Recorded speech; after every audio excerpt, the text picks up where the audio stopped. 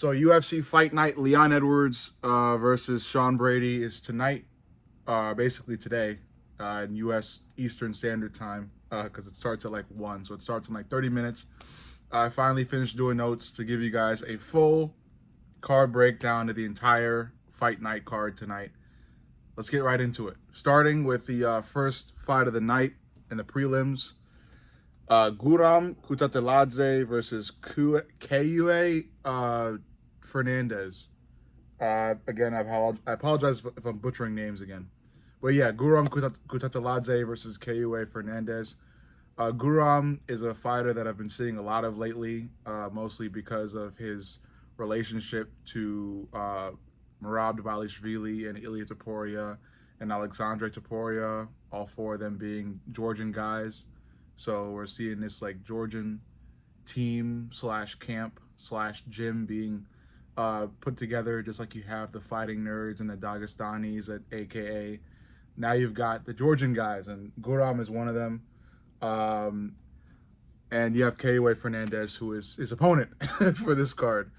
Yeah, Guram Kutateladze, when these two fighters, Guram and his opponent Kue, when they are compared in terms of like statistical shit, Guram has the better striking output, and he also seems to be the better grappler by a really good margin against Kue. So, you know, while Kue does seem to be the more precise striker, Guram, it's just that output and more so just the grappling that I think is going to overwhelm Kue. But you know, bottom line, Guram has a lot of big names watching him tonight. Most importantly, Ilia Topuria and Khamzat Chimaev, who has also shown up to the event, and I believe will be watching Guram tonight and supporting him. So, because he's got all these big names, I think Guram's going to go out there and try to do something that really stands out. And the only thing that kind of stands out in this fight is pretty much getting an early finish. So I think Guram's going to go for the early finish, probably an early submission, just because of the ground game skill disparity between him and Kue. At least statistically, it shows that. So I think Guram is going to get this one in the first round. I got Guram Kutateladze with a first round submission against Kue Fernandez. Next up, Nathan Fletcher against Cowlin Lauren, Irish fighter. Nathan Fletcher, the Englishman, seems to be but is the longer fighter. He's got the better grappling, and he's got better precision than Cowlin Lauren. But Cowlin Lauren, on the other hand, has more power, and he's got the better striking output. In other words, he is throwing more punches at a faster rate than Nathan Fletcher is. Despite Nathan being the rangier fighter and having the better precision and also being the better grappler as well, I'm going to go with Cowlin Lauren. This is a risky choice for me. I'm going to go with the underdog here. I'm going to go with the fact that Cowlin seems to have more power and more output, so he's throwing those powerful punches at a better rate. So I think Cowlin gets it done probably in the second round, in the manner in which he's throwing punches, at the speed with which he's throwing these fast, powerful punches. I'm going to go with the Irishman. I think Cowlin gets it done in round 2 with a clean punch. I got Cowlin. TKO round 2. Next up, a women's fight, Shauna Bannon against an Indian lady, Pooja Tomar. I might have fucked up her first name, but Pooja Tomar. Shauna Bannon, I've heard of her. I've seen her before. Irish woman, Irish fighter. I guess that's why she's getting hype. Maybe she's got some sort of friendship with Conor McGregor as well. But Shauna is the favorite in this fight.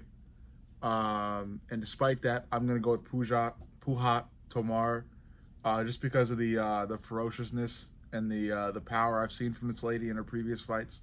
So, you know, Shauna, while she's being hyped right now, I don't really see that much vigor from her in her fights. So give me Pooja Tomar. By what? I think I have it in my fucking notes. By what? Unanimous decision. Yeah, I'm gonna play it safe with the women's fight. So give me Pooja Tomar via unanimous decision. Next up, Christian Leroy Duncan against Andre Pulyaev. Andre Pulyaev. It's a Russian name. Um, Pulyaev seems to be the better technical striker. I keep saying seems to be. Pulyaev is the better technical striker. He's also the better grappler by a good margin. So, he seems to be the guy that is likely going to get the win, given him being the better technical striker, the better grappler as well, just a better, well-rounded fighter. Despite that, I've seen Christian Leroy Duncan fight before. He's got a lot of power in those hands. This is also Andrei Pulyaev's debut in the UFC. So, I'm very skeptical about fighters who are debuting unless like they've proven to be like absolute killers. Um, no discredit to Pulyaev. I feel like a lot of fighters tend to have a difficult time adjusting to the UFC's level of competition, especially in their debut fights. So I think this will be a shocker for Pulyaev. I'm going to go Christian Leroy Duncan, first round TKO. Yeah, I think Christian Leroy Duncan's going to overwhelm Pulyaev and welcome him to the big show. So I got Christian Leroy Duncan, first round TKO. He's got more power, and he's the more seasoned UFC fighter. Next up, Marcin Tybura against Mick Parkin, heavyweight fight. I know Marcin Tybura. You probably know Marcin Tybura. He's just a seasoned heavyweight fighter veteran. We've seen this heavyweight fighter fight a lot of other big name or noteworthy heavyweight fighters. He's fighting Mick Parkin, who is on a hell of a run right now. He's got a lot of power in his hands, and he's undefeated. Let's read the stats off here. Mick Parkin is the better technical striker, the more powerful striker, and also the taller fighter in general when compared to Marcin Tybura. Yeah, give me Mick Parkin. Give me Mick Parkin. I'm gonna go Mick Parkin via first round KO. These are both big guys. Heavyweights are big motherfuckers, and when they land clean, they usually knock out their opponent right away, just because of how fucking heavy and large these guys are. So, give me Mick Parkin first round KO against Marcin Tybura. I love Marcin, just because of the fact that he's a veteran and he's been in so many fights in the UFC, or at least so many noteworthy fights in the UFC. But despite that, Mick Parkin is on a run right now, and I think he's going to be fucking running himself right into title contention. Maybe. We got to see how he fares against other high-level heavyweights. But yeah, give me Mick Parkin, first round KO. Next up, a flyweight fight, Loner Kavanagh versus Felipe Dos Santos. I am familiar with Felipe Dos Santos. He fought Manil Kape not too long ago. Pretty much just got outstruck by Manil Kape in that fight. Felipe is still a promising fighter, I think. He's fighting Loner Kavanagh. Loner Kavanagh is also a very promising flyweight fighter.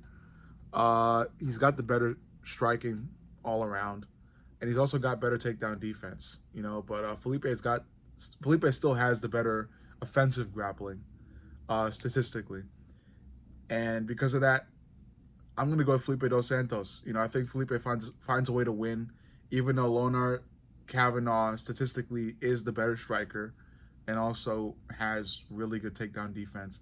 I think Felipe finds a way to get Loner to the ground, maybe submit him, but I'll say he doesn't submit him, but he finds a way to get a lot of ground control time in, as well as some impressive stuff on the feet as well, but more importantly, the ground control time and, maybe even takedowns should give Felipe Dos Santos the unanimous decision win.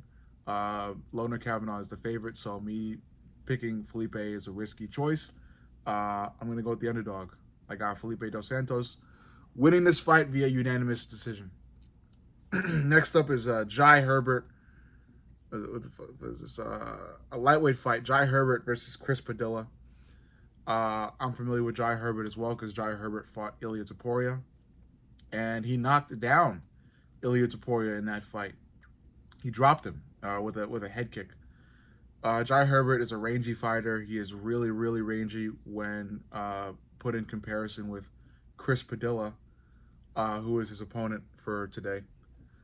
Jai Herbert also has better takedown defense. Chris Padilla is, Chris Padilla, however, is the more technical striker and also the better grappler. But I think it is the takedown defense of Jai Herbert that will keep this fight on the feet, and the ranginess of Jai Herbert that will give Jai Herbert a knockout win against Chris Padilla. So I'm going to go Jai Herbert via round 3 TKO. I think he gets a knockout in the final round against Chris Padilla when both of these guys are tired, bloody, pretty much broken, and just wanting to finish this fight. I think Jai Herbert finds a way to connect clean on Chris Padilla and knock Chris Padilla out in the 3rd round. Next up, Nathaniel Wood. We're finally into the main event. We're going from the prelims to the main event now. Nathaniel Wood against Morgan Charrière. Morgan Charrière, a pretty hyped French fighter. He made a really cool promotion video to this fight, or a hype video, if you will. I think he just like recorded himself with his friends in street clothing while screaming. I think there were some French flag colored smoke bombs. I don't know.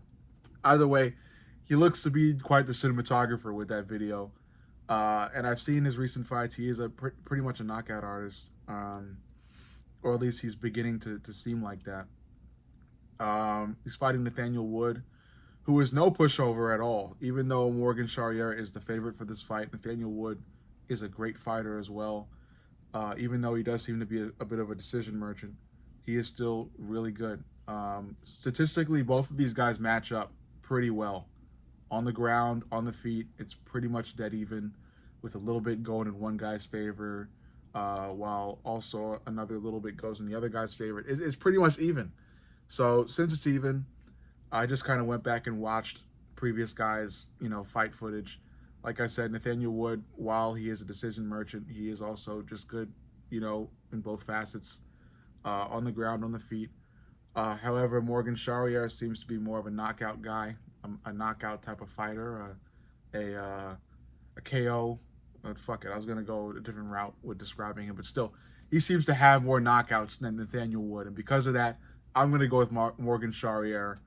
By what? Yeah, I'm going to go with Morgan Charrière via last round, final round KO. I think, both of these guys are going to go into the 3rd round probably having won one fight apiece. So it all comes down to who wins the 3rd round. And in that 3rd round, both of these guys are tired, beaten. Morgan finds a way to connect on something. Maybe it's a counter punch, maybe it's a punch that lands as both of these fighters break out of the clinch at some point. But give me Morgan Charrière via 3rd round, flatline KO via a clean punch that lands on Nathaniel Wood and not only drops him, but knocks him out cold. Morgan Charrière, final round KO. Next up, Jordan Vucinic. We have Jordan Vucinic is a lightweight bout. Jordan Vucinic versus Chris Duncan. Jordan Vucinic is the favorite. I really don't know why. He was on Cage Warriors before the UFC, and then I think in his first UFC fight he lost. So I'm not really sure why he's the favorite here, but he's the favorite going into this fight against Chris Duncan. Both guys seem to be pretty high-level grapplers, or at least their grappling seems to be their strong suit. Chris Duncan does seem to have a leg up on Vucinic on the feet with striking, however. So I'm going to give it to Chris Duncan. And I've seen Chris Duncan fight before. He had that fight against that one fighter, I think by the name of Oki or some shit. And he submitted him with a pretty smart guillotine. I'm sure he'll try to do the same, try to find some smart submission against Vucinic. But Vucinic is also a great grappler as well. So I think this is going to be a neck-and-neck fight in terms of just grappling alone. Duncan might even have a little bit of an advantage on the feet, maybe get a little bit of a bonus on the feet in terms of points on the scorecard. So give me Chris Duncan winning this fight. Although I do think Chris Duncan is going to have a better night on the feet. I think Chris Duncan's going to win this fight via submission. I think Chris Duncan finds a way to submit Vucinic with a really smart submission, whether it's a sneaky guillotine or a sneaky triangle choke or something else. Give me Chris Duncan via third round submission, a win over Vucinic, Jordan Vucinic. Next up, a women's fight in the main event: Molly McCann against Alexia Thainara. Molly McCann, noteworthy friend of Patty Pimblett. I'm a big Patty Pimblett fan. Despite, you know, me being a Patty Pimblett fan, and that seemingly would then probably make me, inclined to like Molly McCann. Molly seems to have a checkered career or history in the UFC in terms of wins and fighting performance. However, Alexia, who is her opponent today, this is her UFC debut, and she seems to be quite the grappler coming into this fight. Um, like I said before, I'm not really too inclined to give fighters who are going into their UFC debut the benefit of the doubt. I think usually fighters who are having their first fight in the UFC will tend to struggle just because of the sheer growth in competition in the UFC. However, I don't think Molly McCann has that much of competition. Again, I don't hate Molly McCann. I just think that she's one of those fighters that you could just kind of get the jump on whenever you'd like. So I think Alexia gets this fight done via submission. She seems to be quite the grappler when looking at her previous fights and looking at the stats between both fighters. So I think Alexia Thainara gets it done in her UFC debut. With women's fights, I tend to play it safe and go unanimous decision. So I'm going to go Alexia Thainara via unanimous decision for this fight against Molly McCann. Next up, Kevin Holland versus Gunnar Nelson. Kevin Holland, after taking a humiliating defeat to Reiner de Ritter in his previous fight, wants to get back into the favor of the fans and the UFC and maybe even himself by getting a win against grappler Gunnar Nelson. He's from Iceland. I was going to say Icelandish or Icelander grappler, but he's from Iceland. It's Gunnar Nelson. He's a great grappler. I don't even want to read off the stats. I just think Gunnar Nelson's going to submit Kevin Holland. I'm not a fan of Kevin Holland at all.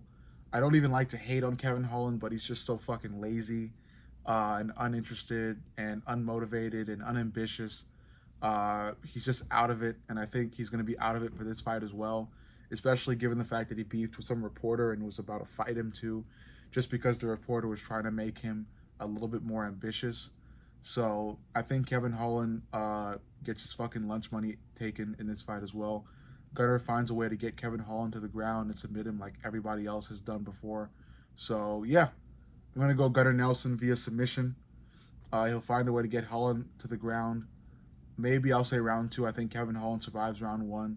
Maybe even it'll start to look like Kevin's starting to win in round 1. But I think in round 2, Kevin Holland's focus just goes fucking far out from the fight, and Gunnar Nelson finds a way to bring Kevin to the ground, whether it's an immediate takedown or a trip from the clinch.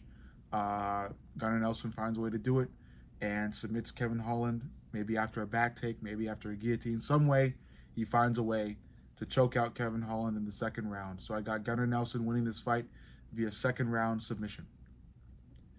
Next up, co-main event, Jan Blachowicz, UFC legend Jan Blachowicz, against Carlos Ulberg. Carlos Ulberg, up-and-comer in the light heavyweight division. A really, really smart and powerful counter striker. Just finds a way to do it when he punches back. But the chin of Jan Blachowicz should make this fight interesting. Jan is a very well-rounded light heavyweight fighter. He's great on the ground. He's great on the feet. I think he finds a way to just dominate Carlos Ulberg. I don't know what I specifically chose in terms of like a pathway to victory for Jan or a way this fight ends. When I really think about it, give me Jan via decision. I think Carlos Ulberg will survive this fight. Jan's got power, and he could connect on Carlos and maybe even drop Carlos too. But I think Jan is just going to mix it up. He's going to score a lot of takedowns against Carlos. He's also going to probably even drop Carlos at a certain point in this fight. So I think, the mixture of all of that, or the summation of all of that, is going to give Jan Blachowicz a pretty considerable and safe decision win. Give me Jan Blachowicz via unanimous decision against Carlos Ulberg. I think it's probably going to be 30-27 win. Carlos Ulberg will try to, win this fight, obviously. But, it's just the experience of Jan, the power of Jan, the chin of Jan, the grappling of Jan, that's going to just prove too much for Ulberg in this fight. And last but not least, the main event, Leon Edwards against Sean Brady. Leon Edwards looking to get back to title contention after taking a humiliating loss to Belal Muhammad. Belal absolutely just bitched him in that fight, mixed it up really well. Outpunched Leon on the feet, outgrappled Leon on the ground, even got a really cool takedown against Leon where Leon was fucking upside down and it just had his fucking head pressing on the fucking floor. Really funny meme from that fight.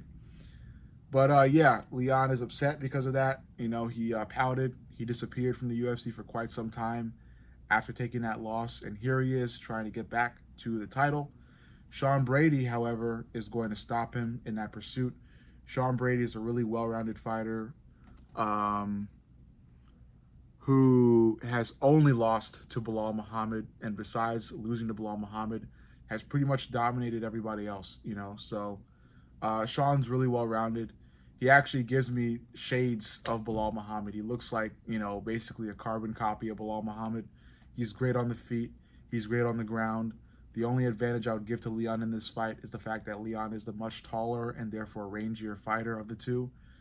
But besides that, I think Sean Brady finds a way to get past that guard, to get past that striking, and bring Leon immediately to the ground and just kind of bully Leon there. Possibly even bully Leon on the feet as well. But more specifically on the ground is where Sean Brady is going to have a field day and a really fun time against Leon. Give me Sean Brady via unanimous decision. I don't think Sean's going to go for a submission.